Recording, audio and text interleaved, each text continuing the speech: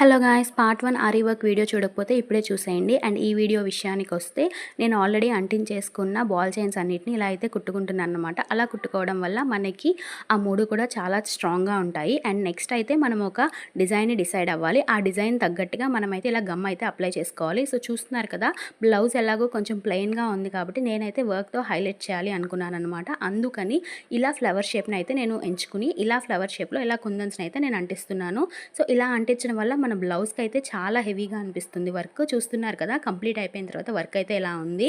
So మొత్తం back అయితే నేను ఫ్లవర్స్ పెట్టుకున్నా అండ్ హ్యాండ్స్కి అయితే నేను జస్ట్ సింపుల్ కుందన్స్తోనే కంప్లీట్ చేశాను అనమాట. సో ఈ వర్క్ ఎలా ఉంది అనేది తప్పకుండా కామెంట్ చేయండి. మరిన్ని వీడియోస్ కోసం అయితే నా ఛానల్ని ఇప్పుడే సబ్స్క్రైబ్ చేసుకోండి.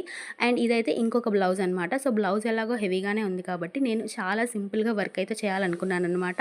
సో జస్ట్ చైన్స్ అంటించుకున్న తర్వాత మనం సింపుల్గా 1 సెట్ ఆఫ్ కుందన్స్ని మాత్రమే నేను అంటించాను. తప్పకుండా కామెంట్ చేయండి.